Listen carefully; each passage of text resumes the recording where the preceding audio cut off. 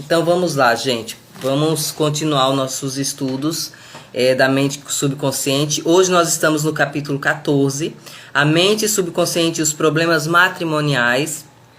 Então, gente, nesse capítulo ele traz informações para que o seu subconsciente lhe ajude nos processos, até para encontrar, né, uma pessoa que possa vir a somar com você, ou então melhorar os relacionamentos que você já tem, né? E que isso tudo ele vem de encontro em como você saber como conduzir a sua mente subconsciente para que você tenha um relacionamento mais harmonioso, ou para que você atraia um relacionamento mais harmonioso. Porque às vezes a gente deseja algo, mas ela não está em congruência com a nossa mente consciente. A nossa mente consciente quer alguma coisa e no nosso subconsciente não. E muitas vezes a gente tem que impregnar algumas coisas na mente subconsciente para que ela assuma e aceite isso como verdade. E aí esse contexto aqui eu mudei porque ele não é só para problemas matrimoniais, mas também para namorados, noivos, né, união estável, e até para aquela pessoa que está solteira e gostaria de conquistar um relacionamento, tá? E ele traz muito bem isso, muito bem esclarecido em como você deve mudar essa mente consciente para que você atraia isso. E aí ele começa assim, ó: todos os seus problemas ou atritos matrimoniais são causados pela incapacidade dos interesses de compreender devidamente as funções e os poderes da mente. Os atritos entre marido e mulher desaparecerão quando cada um usar corretamente a lei da mente. E o que ele quer dizer com usar corretamente a lei da mente, gente? Significa observar a nossa atitude mental em relação ao que nós estamos buscando em um relacionamento. Porque, por incrível que pareça, às vezes o que você está buscando não está claro para o seu companheiro, para a sua companheira. E isso acaba causando um atrito entre vocês, tá? Aí ele traz aqui, ó. Porque o nosso subconsciente, ele não raciocina, né? Ele vai agir de acordo com a postura mental que a pessoa acredita, independentemente disso ser bom ou mal. Então, assim, não adianta você desejar algo se no seu subconsciente ele não aceita essa informação, se ele não acredita nisso como verdade. Às vezes a pessoa está em um relacionamento e ela acredita que o relacionamento dela está em um movimento de carência, de falta de amor, e às vezes ela deseja ter isso, mas o que ela está vibrando é a falta disso. Bom dia, Selma. Gente, quem já chegou por aqui, ó, manda aviãozinho aí para as companheiras de vocês, para os colegas, para os amigos, porque eu tenho certeza que essa live vai contribuir para todas elas, principalmente para quem tem um relacionamento e quem não tem também, tá bom?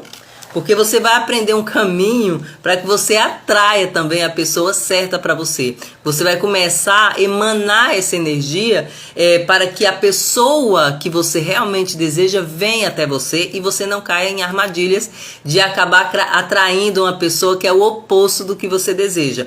E isso tem que ficar muito claro, porque às vezes você quer um relacionamento próspero, alegre, só que no fundo você não acredita nisso. E aí não adianta você querer isso se no fundo você acaba emanando uma energia de falta, uma energia de carência. Você até começa um relacionamento que no começo parece que é as mil maravilhas, porque todo relacionamento começa assim, só que depois cada um vai mostrando quem realmente é, né, e o que realmente veio. E às vezes começa a aparecer ali alguns pontos de carências que você não conseguia ver no início do relacionamento, tá bom? Então vamos lá. Aí ele começa aqui, ó, o sentido do casamento. Gente, o sentido do casamento é a completude. E o que isso significa? Que os dois estão completos, inteiros. Eu vou dar um exemplo aqui, ó, de quando a gente começa a dar um comando errado para nossa mente. Sabe quando a nossa mente ela fica, eu quero a minha cara metade. Ah, eu quero a minha metade da minha laranja, eu quero alguém para me completar. Gente, você está agindo, tendo esse pensamento, você está agindo na maior furada da sua vida.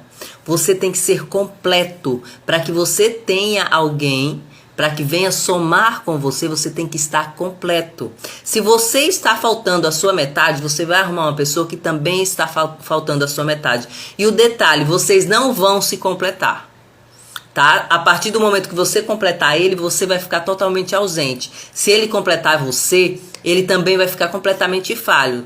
Então os dois têm que estar completos. Quando a gente dá esse comando de que eu preciso completar encontrar a outra metade da laranja, você já está dando o comando para o seu subconsciente que você está incompleto. E aí ele vai atrair uma pessoa também que talvez esteja incompleto. Sabe aquela situação? Vamos supor que você tem uma casa, mas está faltando, você tem uma casa, você está construindo ela, mas falta o banheiro e o quarto, né? Tem tudo, sala, cozinha, mas está faltando o quarto. E aí você encontra aquele quarto que é perfeito. Por quê? Porque ele era tudo que você não tinha. Só que quando você soma, né? Eu estou dando esse exemplo de completar um no outro. E aí com o tempo você vai ver que esse quarto poderia melhorar. Você fica supervalorizando o resto da sua casa, mas aí começa a procurar defeitos no quarto e no banheiro que você nem tinha, né? E que até o momento que ele apareceu você achou que era perfeito e agora você começa, esse quarto poderia dar uma melhorada, porque eu melhoro tudo na minha casa e esse quarto aqui não consegue melhorar. Ou seja, você também acaba tirando a sua responsabilidade e jogando só para o outro. Por que que isso acontece? Porque os dois estavam incompletos. Se os dois estivessem completos, se as duas casas estivessem completas, vocês conseguiriam construir uma grande casa. Mas a partir do momento que um vem com uma e outro vem com a outra parte, daqui a pouco cada um vai começar a encontrar defeitos no outro, né? E ninguém quer assumir os seus defeitos, né? E a gente esquece que a mudança tem que ser dentro da gente, tá bom? Então vamos lá, o sentido do casamento é justamente isso, a completude, onde os dois têm que estar completos. Tá? E a honestidade, sinceridade, bondade são os aspectos do amor, do relacionamento. Os cônjuges devem ser inteiramente honestos e sinceros um com o outro. Não há casamento verdadeiro quando um se casa para satisfazer o próprio ego ou porque quer dinheiro ou posição social do outro.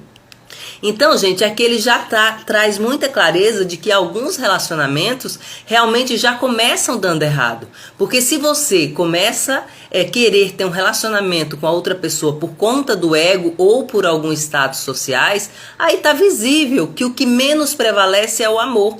E aí, com certeza, esse relacionamento ele já vai começar deteriorado.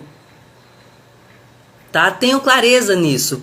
Bem-vinda, Adriana, Elisângela. Obrigada, Sá. Então, quando você deseja tomar essa atitude, tem que ser por amor. Porque se não for, ela não vai ser um relacionamento de completude. Alguém vai ficar falho aí, tá bom? Vamos continuando. Como aqui, gente, ele traz o seguinte, como atrair o marido ideal. Mas eu fiz o meu resuminho, porque é como atrair a pessoa ideal, independente se é marido, se é esposa. O que você vai fazer aqui para que você atraia a pessoa ideal, para que esteja ao seu lado. Se você estudou os capítulos precedentes, sabe agora como a mente subconsciente funciona. Ou seja, a nossa mente subconsciente, ela não é a nossa mente racional. A nossa mente racional, ela gosta de dar pitaco, mas muitas vezes ela não tem acesso aos comandos do nosso subconsciente. Mas quando você começa a repetir algumas coisas, tantas vezes o seu subconsciente ele começa a absorver essa informação como verdade. E eu nos outros vídeos já trouxe exemplos para vocês como é que você pode impressionar a sua mente subconsciente de forma mais clara, que é antes de dormir ou assim que você acorda, que é onde a nossa mente racional, a nossa mente consciente, ela se desliga e aí você começa a conseguir mandar informações para o subconsciente, tá? Então, se você já aprendeu como fazer isso, quem não viu, veja nos vídeos anteriores. Acho que um dos primeiros eu já explico como é que você faz isso. Então, ele fala assim, ó. Comece agora a gravar no subconsciente as qualidades e características que deseja em uma pessoa. E aí ele traz aqui até uma oração, né, de como você pode fazer isso. Né? Ao impregnar a sua mente subconsciente, quando você passa essas informações, ela vai começar a agir em contrapartida disso para encontrar a pessoa que seja congruente com essas informações que você impregnou na mente. Eu vou até trazer, eu vou ler aqui para vocês a oração que está. Gente, só que eu vou trazer aqui, colocando, você pode colocar homem ou mulher, né? Independente do que você está atraindo. Aí ele começa assim, ó. Estou atraindo agora para a minha vida um homem ou mulher honesta, sincera, leal, fiel, pacífica, feliz e próspera. Essas qualidades que admiro estão mergulhados agora em minha mente subconsciente.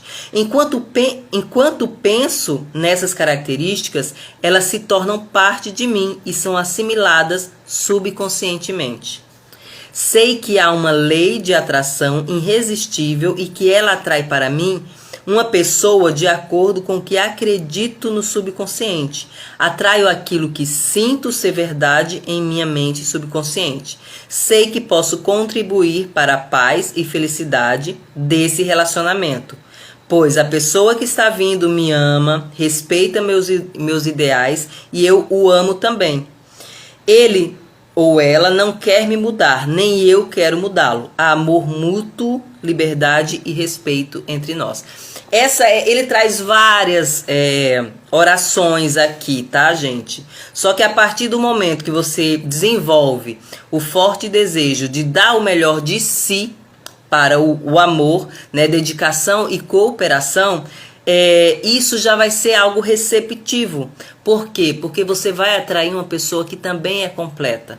Quando você tem o amor transbordando em você, essa energia de completude, o outro que vier para você, ele também vai vir para somar. Ele não vai vir para completar você, porque você já é um ser completo. E aí a pessoa que vier para você também vai vir com esse transbordo, ou seja, vocês dois vão somar, tá?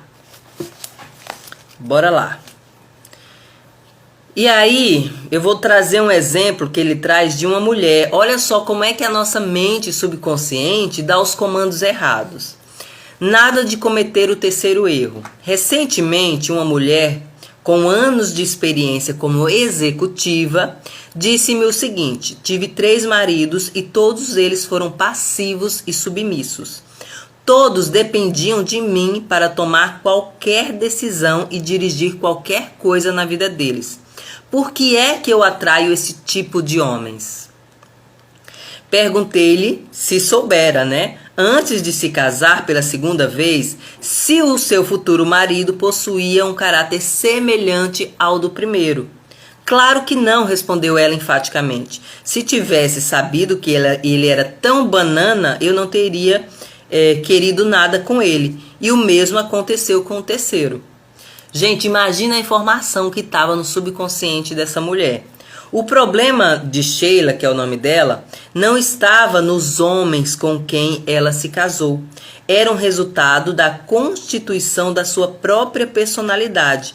Ela era uma mulher profundamente determinada, com uma forte necessidade de permanecer no controle das situações em que se envolvia, e em certo nível queria um companheiro que fosse submisso e passivo, de modo a poder desempenhar o papel dominante. Ou seja, ela queria inconscientemente manter o papel que ela mantinha nas suas empresas, né? Nas suas empresas como executiva. Ela queria manter-se nesse padrão e aí ela acabava atraindo esse tipo de homem, né, que era submisso a ela. Mas no fundo ela não queria isso. Ela se incomodava com isso. Mas talvez se ela encontrasse alguém, se ela não mudasse isso inconsciente, isso no seu subconsciente, ela ia encontrar alguém igual a ela ia achar que ia ser um confronto. Então ela tinha que trabalhar isso mentalmente nela, tá? Então, simultaneamente, seu desejo mais profundo era ter um companheiro que fosse igual ao seu. A mente subconsciente atraía a ela o tipo de homem que subjetivamente queria, mas quando conhecia, descobria que ele não atendia às suas necessidades reais. Provavelmente porque o que ela emanava era essa energia de mandona, né, de que ela estava sempre no controle da situação, tá? No fim, ela aprendeu uma verdade simples. Quando acreditamos que podemos ter o tipo de companheiro que idealizamos, obtemos aquilo que acreditamos. Tá? E aí, ela, depois de um tempo, ela fez essa reprogramação, ela começou a fazer algumas meditações todas as noites, e aí um tempo, uns meses depois, ela encontrou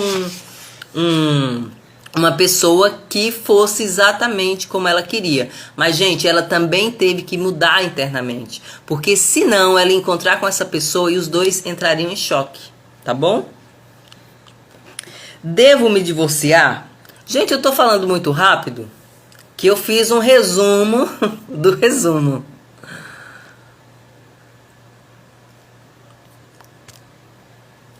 Então vamos lá. Devo me divorciar? O divórcio é uma questão extremamente individual. Não pode haver uma resposta válida para todos, ou seja, é completamente subjetivo isso. E o que é verdadeiro para mim pode ser que não seja para outra pessoa. Para começar, em alguns casos, não deveria ter havido absolutamente nem casamento. Em outros, o divórcio não é a solução. Pode ser certo para um dos cônjuges, mas errado para o outro. Uma pessoa divorciada pode ser muito mais sincera e nobre do que muitos indivíduos casados que vivem uma mentira. E aí, gente, aqui ele já traz uma clareza no começo. Às vezes a gente está num relacionamento que desde o começo a gente sabe que já não era para que houvesse um casamento ali. Mas a gente insistiu, talvez por carência, talvez porque tinha medo de ficar sozinha e porque eu vou ficar com esse porque eu não vou encontrar outro melhor do que esse. Você acaba se desvalorizando e se encaixando num relacionamento que nem era completo para você. Então, quando ele traz aqui, não deveria nem ter acontecido, a gente sabe disso no começo. Sabe? Porque se você vê algumas histórias, tem pessoas que sabem que no dia do casamento já ali ela tinha certeza que não era o casamento que ia ser, não era aquela pessoa que ia ser a pessoa para a vida dela. Mas, assim como existem outras situações que o divórcio não é a solução. Só que é muito melhor você ser uma pessoa divorciada e verdadeira do que ser uma pessoa que se mantenha num relacionamento, um relacionamento de fachada, de mentiras. Né? E ele traz um exemplo aqui. Certa vez fui consultado por uma mulher cujo marido a espancava e a roubava para sustentar seu vício em drogas. Ela fora educada para acreditar que o casamento é algo sagrado e para sempre, e que o divórcio, em consequência, é imoral. Expliquei-lhe que o casamento autêntico é o do coração.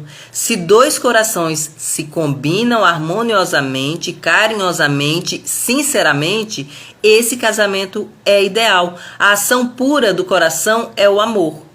E aí, gente, aqui trouxe muita clareza, né, pra gente. Quantas pessoas não se veem nessa situação por medo ou porque acredita que o divórcio é algo imoral. Gente, só continua-se um relacionamento se tiver um respeito, se tiver o amor ali presente.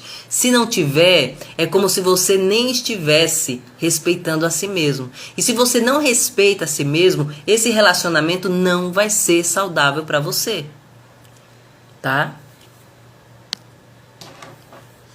Partindo para o divórcio. Aqui é outro exemplo que ele trouxe. Conversei certa vez com dois jovens. Gente, esse primeiro exemplo, ele traz de quando a gente vive um relacionamento que é mentiroso e que a gente acha que tem que aceitar tudo, né? Nesse exemplo aqui ele já falou que se não há respeito, não há amor, não tem por que continuar. É muito melhor você continuar separado, divorciado, do que se meter num relacionamento desse que você é abusada, né? Tanto mentalmente como fisicamente. Tá? E aí ele traz outro exemplo aqui. Conversei certa vez com dois jovens casados havia alguns meses e que já estavam pensando em divórcio. Descobri que o rapaz sentia o medo constante de que a esposa abandonasse. Contava com rejeição e acreditava que ela seria infiel. Esses pensamentos se transformaram em obsessão. Quem já me acompanha sabe, se esse rapaz ele já vivia com esse pensamento constante de medo, de rejeição, adivinha o que ele ia atrair para a vida dele? Porque, gente, tudo que você foca a sua atenção é isso que você está criando para chegar na sua vida. Tudo que você tem medo é isso que você está atraindo para a sua vida. O medo, eu sempre falo aqui, ele é bom para te proteger e proteger a sua vida. Se não for para isso, o medo só vai te atrapalhar, tá bom? E aí ele, por medo, com certeza ele era uma pessoa que viveu a rejeição na sua infância, e aí ele tinha isso constantemente na sua mente, e isso virou uma obsessão, ou seja, ele já impregnou o seu subconsciente com essas informações, tá? A atitude mental dele era de separação e desconfiança. A mulher demonstrava-lhe indiferença, mas isso era resultado dos sentimentos do marido. Ou seja, por conta disso, eu acho que ele insistia muito nesse, e ela já nem levava em conta, ela já começava a tratar com indiferença. Só que quando a gente começa a tratar com muita indiferença, depois você vai perdendo a admiração pelo outro, né? Então a atmosfera de separação, operando por meio de sua mente subconsciente, gerou uma condição ou ação de acordo com o molde mental que o gerara. Há uma lei de ação e reação, de causa e efeito. O pensamento é a ação e a resposta do subconsciente é a reação, tá? Então a esposa abandonou o lar e pediu divórcio, exatamente como ele temia, que acreditava que ela faria. Por quê? Porque ele convidou essa situação para a vida dele através dos seus pensamentos que impregnaram o seu subconsciente. Quantas coisas a gente não atrai num relacionamento porque a gente impregna a nossa mente com os nossos medos, com as nossas falsas verdades, né? E tem situações, gente, que você atrai justamente o que você está acionando através do medo na sua mente, né?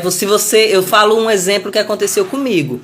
Hoje eu já trabalhei muito isso, então eu não tenho mais esse sentimento de ciúmes, mas teve uma época que eu era muito ciumenta e eu acabava atraindo, e eu era ciumenta porque eu achava que as pessoas sempre estavam me traindo. E acreditem, qual era o tipo de relacionamento que eu atraía para minha vida? Pessoas que viviam me traindo. Só que essas pessoas depois eu via elas em outros relacionamentos que eles não tinham essa atitude. Ou seja, eles conversavam com a minha mente subconsciente. A minha mente subconsciente dava o comando para eles, que eles iriam agir dessa forma comigo. Ficou claro para vocês? Então, às vezes, a nossa mente subconsciente, ela nos sabota o tempo todo. E por a gente não ter esse conhecimento, a gente acaba atraindo muito mais coisas do que a gente não deseja, tá? Aí ele fala aqui, ó, o divórcio começa na mente. Na verdade, tudo começa na mente. O relacionamento próspero, né, de completude começa na mente, mas o relacionamento destrutivo também começa na mente. O divórcio acontece em primeiro lugar na mente. Isso daqui já traz, né, aquilo que eu sempre trago para vocês de um dos princípios universais. Gente, toda leitura que eu fizer com vocês, que eu vejo que trabalha em ressonância com esse conteúdo, eu vou linkar. Porque quando ele diz aqui que o primeiro lugar que acontece é na mente, você já lembra daquele primeiro princípio universal, que o universo é mental. Tudo começa na mente. Por isso que você tem que aprender a dominar a sua mente, principalmente a sua mente subconsciente, tá? Eu tô fazendo um treinamento de reprogramação mental que a pessoa fala assim pra mim: tudo que a sua mente for contra, bata de frente com ela.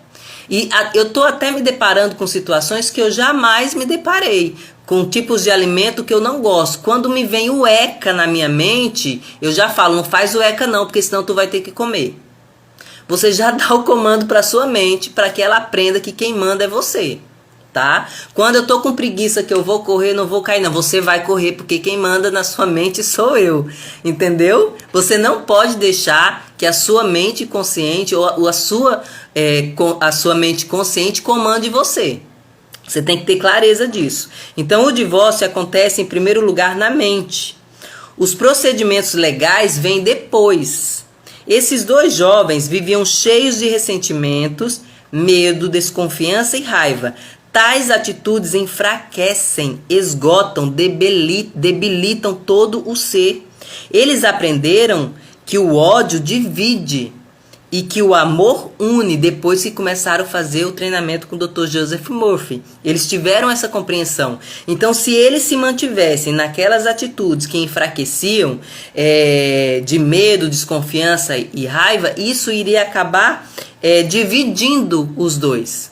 E a partir do momento quando eles começaram a compreender que o respeito, o amor, eles unem, eles começaram a ter uma mudança na sua mente, que aí ativou isso na mente subconsciente, tá? Eles aprenderam, porém, que o ódio divide e o amor une, e começaram a compreender o que vinham fazendo com a mente. Nenhum dos dois conhecia a lei da ação mental. Estavam usando mal a mente e atraindo o caos e sofrimento. E aí, gente, aí eu trago para vocês o quanto vocês não estão usando mal a lei da mente. E isso aqui, esse capítulo é só sobre relacionamentos. Mas o quanto a gente não age mal na nossa mente, nos nossos relacionamentos, além dos relacionamentos afetivos, nos nossos relacionamentos profissionais, nos nossos relacionamentos com amigos, né? E em todas as situações. Tudo começa na mente. Dependendo do que você impregna nela a respeito da sua vida financeira, isso também é acionado. Por quê? Porque você usou erradamente a lei da mente. Tá? Por isso que eu sempre trago aqui para vocês compreenderem e ter muita clareza do que é que vocês estão pensando aqui e agora, no momento presente.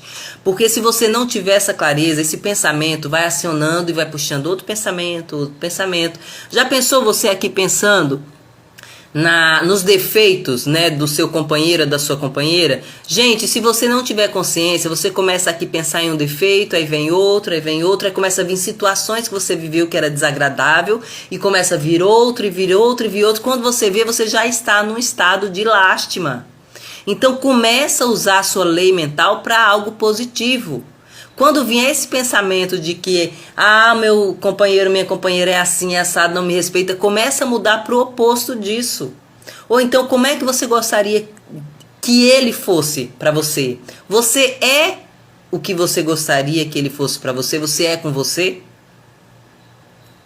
Né? Começa a perceber isso, porque às vezes a gente não percebe. E às vezes a gente cobra do outro o que a gente não faz com a gente. Tá? Tudo que você não faz com você, a gente costuma querer cobrar do outro. Aí acontece uma falha no relacionamento.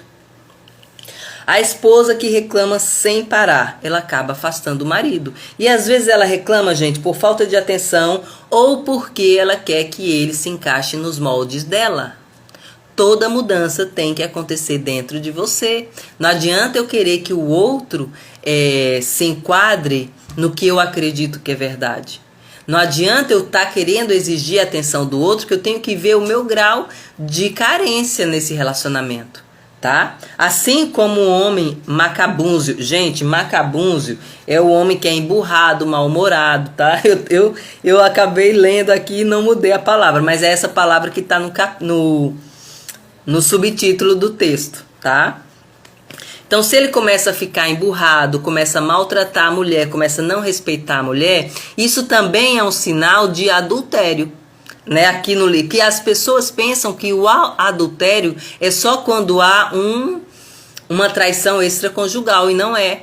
A partir do momento que a pessoa também não te respeita, isso também é um adultério, tanto da parte masculina como da feminina, tá? Independente do gênero aí. Se você começa a não respeitar o seu companheiro, a sua companheira, isso também é um sinal de adultério. Tá bom? E aí isso é mandado informações inconscientes para o seu subconsciente. E aí ele começa a acionar situações e pessoas que vão contribuir para que isso aconteça na sua vida. Tá? Aí ele traz aqui alguns erros que a gente não deve ocorrer, né? Não deve cometer.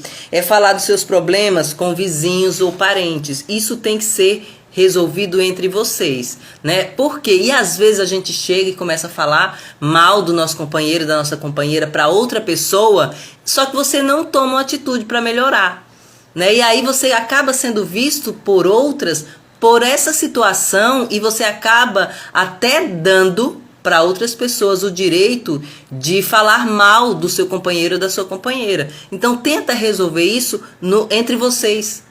Tá? Não coloca terceiros nessa situação, tá? E nem tente mudar o seu companheiro, a sua companheira. O marido ou a mulher jamais deve tentar transformar o outro, né? A tentativa indelicada de mudá-los é uma afronta, é uma declaração de que ele não vale nada como é, ou ela. Então, olha só como isso é importante. Quando a gente quer mudar outra pessoa, a gente quando se relacionou com ela não sabia que era assim. Por que agora eu quero mudar? A partir do momento que eu quero mudar o outro ou a outra, isso quer dizer que o que ela é não significa nada para mim, o que não vale nada. Então, não tente mudar, né, ou transformar outra pessoa. Tente se autotransformar, tente mudar a você, tá? Aí ele traz aqui, ó, rezem juntos e permaneçam unidos em oração. Primeiro passo, jamais leve. Gente, esse passo a passo, ele traz, eu achei fantástico, tá? Porque ele fala assim, e é algo que a gente deve levar mesmo para o dia a dia. Jamais leve de um dia para o outro irritações acumuladas, causadas por pequenos desapontamentos. Antes de dormir, tenha o cuidado de se perdoarem mutuamente por quaisquer palavras grosseiras que disseram um para o outro durante o dia.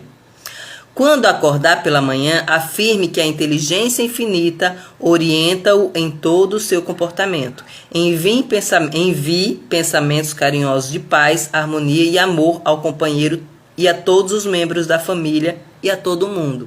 Ou seja, quando a gente não faz isso, você vai acumulando essas pequenas picuinhas, até que chega uma hora que isso transborda de uma forma muito pesada. Então começa a resolver com pequenos detalhes, começa a se desculparem, a resolver o que precisa melhorar, isso tudo antes de dormir. Porque se você deixar isso para depois, talvez vire uma bola de neve. E aí quando um vai tentar falar, o outro vai vomitar em cima de você. E aí quando chega nesse estágio, já fica um pouquinho mais difícil. Então tenta fazer isso todos os dias, tá? Segundo passo, dê graças no café da manhã. Dê graças. Gente, graças aqui é agradeça, tá? Dê graças pela comida gostosa, pela sua prosperidade, por todas as bênçãos que recebeu. Resolva que nenhum problema, preocupação ou discussão vão fazer parte da conversa da mesa. A mesma coisa aplica-se à hora das demais refeições. Diga à sua esposa ou esposo: reconheço tudo que você faz e lhe envio amor e boa vontade durante todo o seu dia. Começa a não levar esses momentos de preocupação para a mesa, tá? E não é só no café da manhã, ele fala em todo o horário. Se você quer resolver alguma coisa, faz isso depois, tá bom? Terceiro passo, marido e mulher devem alternar-se em oração todas as noites. Não espere como direito seu certas coisas do cônjuge. Demonstre apreciação e amor. Pense em apreciação e boa vontade, e não em condenação, críticas e reclamações. A maneira de construir um lar perfeito e um casamento feliz consiste em usar os alicerces de amor, beleza, harmonia e respeito mútuo. Fé em Deus e em todas as coisas. Então, gente, olha só. Quando ele fala que os dois devem alternar em oração, não é que você tem que se trancar no quarto e ficar ali rezando daquela forma convencional, né? Não, você... Só do fato de vocês contemplarem um ao outro, as qualidades que o outro tem, isso já é uma forma de oração, porque é como se você estivesse agradecendo por essa pessoa estar na sua vida, tá bom? E aí ele dá aqui até uma sugestão. Antes de dormir, leia os Salmos 23, 27 e 91, o capítulo 11 da Epístola aos Hebreus e o 13 da primeira epístola aos Coríntios e outros grandes textos da Bíblia. Praticando as verdades que elas contêm, seu casamento será cada vez mais abençoado ao longo dos anos. E aqui a gente finaliza o nosso décimo quarto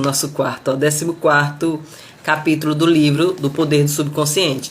Então, gente, só que olha só, eu li várias partes e aí só me traz a clareza de que às vezes são os comandos que você está dando ao seu subconsciente que está fazendo com que os seus relacionamentos não estejam fluindo de acordo com como você gostaria que fosse. E aí você talvez tenha que mudar o seu estado mental, porque através do seu estado mental é que você vai conseguir se transformar e o outro também vai ser transformado. Mas presta muita atenção no que é que você está vibrando, tá?